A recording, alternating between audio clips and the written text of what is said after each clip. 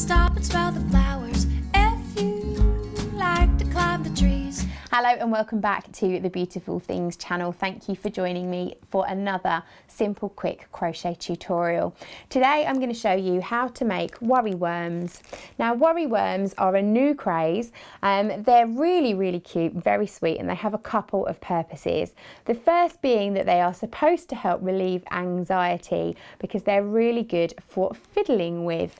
Those of you who have children at the moment, there is a current phase for fidget toys. Poppets and fidget cubes and everything else under the sun. They're supposed to relieve anxiety, but they are super duper popular.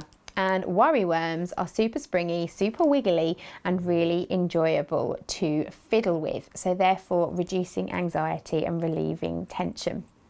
I've actually made one of these little wiggle worms for my daughter. She really doesn't like flying, but she does love going on holidays. So she takes her wiggle worm with her on the plane just to help her as the plane takes off. So they come in a little packet and they come with a little rhyme, which I'll tell you about later. There are two ways that you can give out the wiggle worm love. You can choose to give them to somebody who you think would appreciate them or need them, or you can leave them lying around out and about in the high street, in the park, in random places where people are likely to discover them. There is therefore two rhymes that you can use, one for giving away and one for a random act of kindness.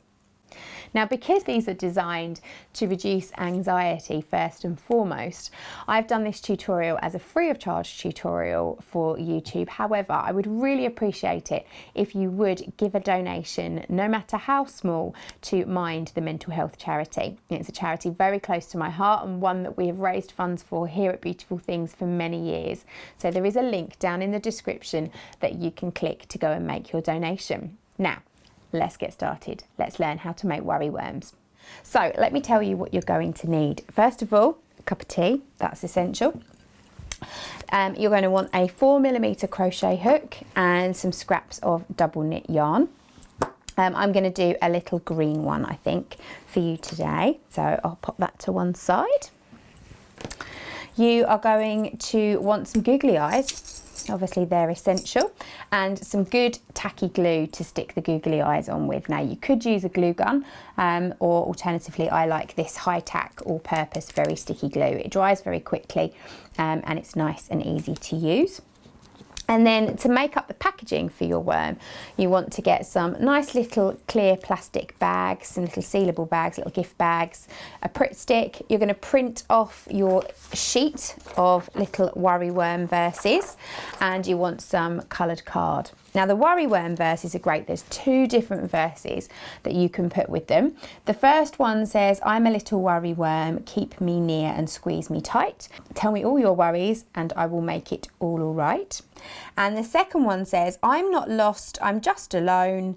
If I made you smile, then take me home." So you can choose which verse is most appropriate for whatever you're going to do with your worry worms. So I'll show you how to assemble them all later, but let's make our little worms first of all. So you want to start with a slip knot on your hook, and you're going to chain 30.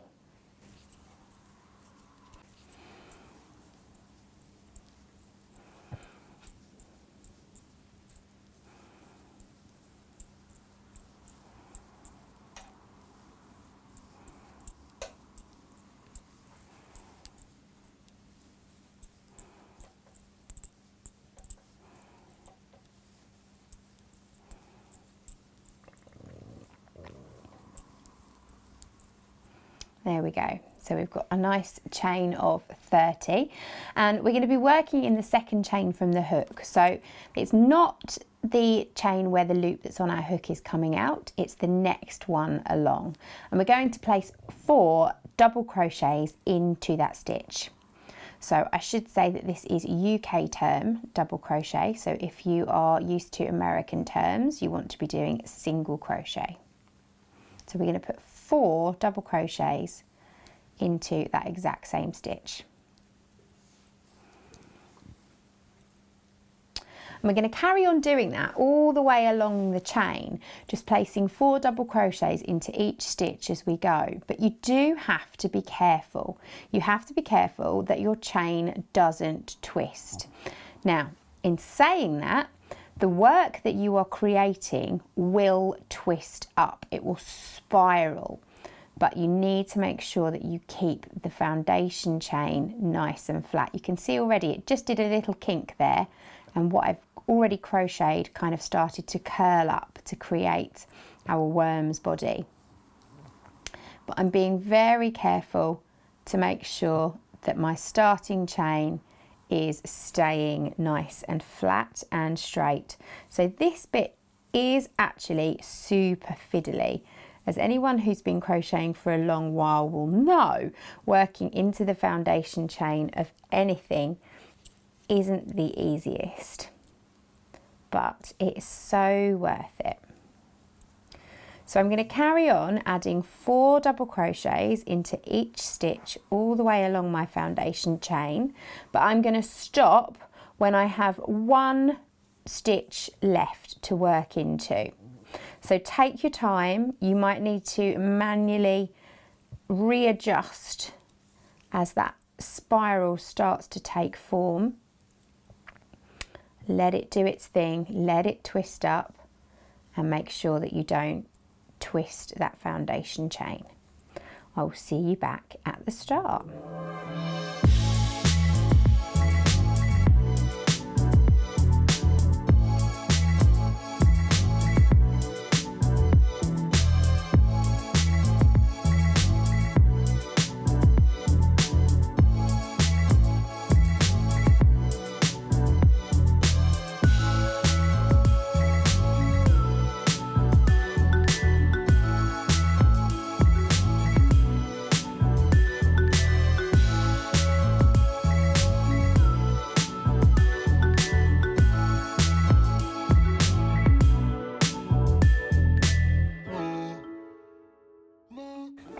Okay, so I've crocheted all the way up to that last stitch. You can see that sitting there waiting.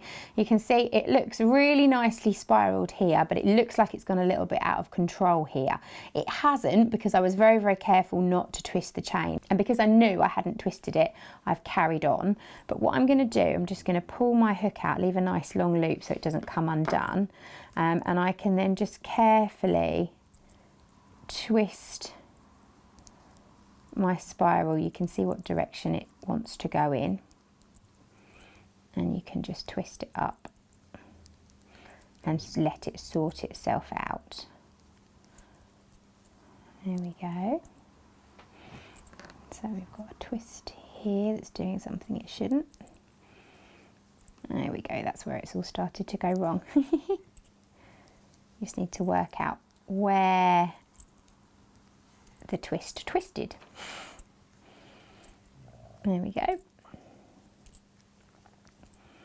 And round it comes.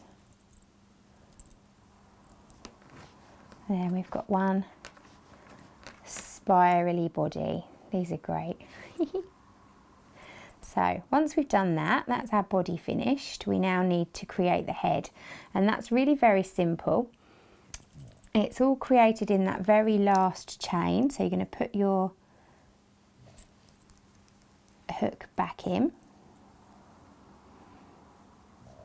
and find that last chain that you haven't worked in yet. And in there, you are going to put 10 treble crochets, or if you're using American terminology, 10 double crochets. So us Brits, that's 10 treble crochets all into that final chain.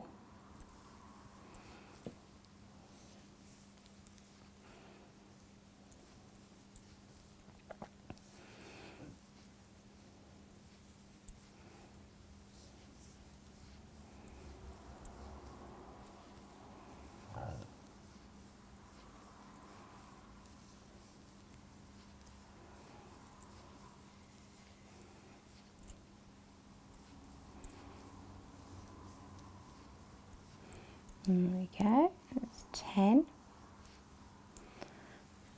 And you can see that's created a nice round shape there. And to finish that off, you can just work a slip stitch right down at the base into that last double crochet that you did. Just pull it nice and snug with a slip stitch. You can then cut your yarn and fasten off. And then if you give a little tug on that starting chain, it will sort of close the hole up a little bit, but you can really close it up a lot more in the darning process. Okay, so we're going to start with the tail end where we've just fastened off, which is sort of attached to the neck. And we're going to darn that in. Now the easiest thing to do is just to take it through the other side of the face. And then you can kind of work it down your foundation chain, just in and out a little bit, down the spiral body, and just pull it through. Just disappear it so it's out of sight. Make sure your spiral's okay. There we go. And then this one in the middle here,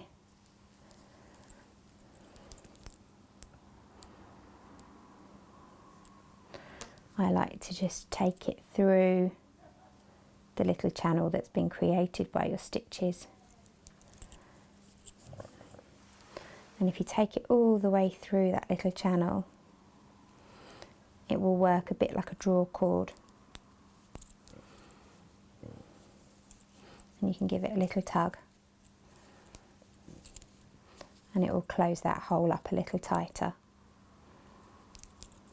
in the centre of your face. There we go. And then you can just tie that into a very little tiny knot, just using your needle.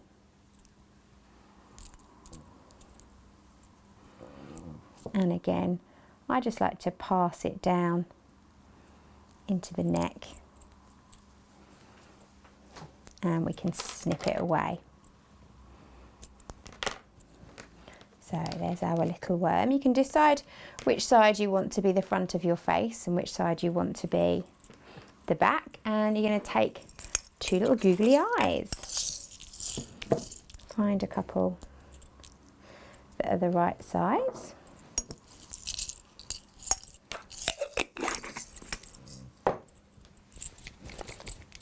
And a little dab of glue. It's much easier to put the glue on the worm and then drop the eye on top rather than the other way around. There we go. You can use tweezers if you find it easier for this bit. There we go. Our little worm has eyes. Just pop him to one side. And then let's have a look at how to make the verses. All I've done is printed out one of the sheets. I've chosen the worry one for squeezing at night, and I'm just going to cut this out. Now you can use a paper trimmer if you're not very good at cutting straight lines. Years of card making has allowed me to be able to cut a nice straight line, but if that's not you, feel free to paper trim. And there we go. All you're going to do is pop a little bit of glue stick on the back.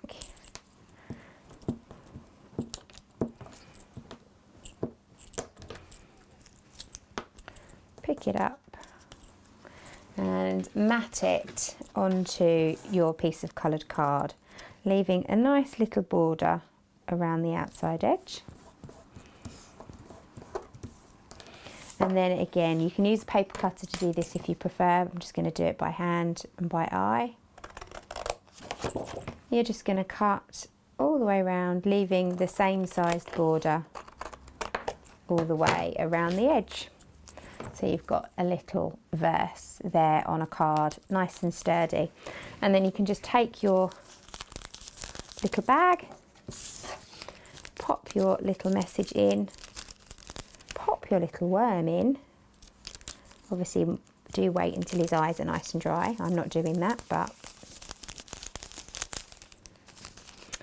pop him in. Make sure that he's sitting behind his verse, so he's peeking out over the top and people can see what he is. That's it. And then seal up your bag.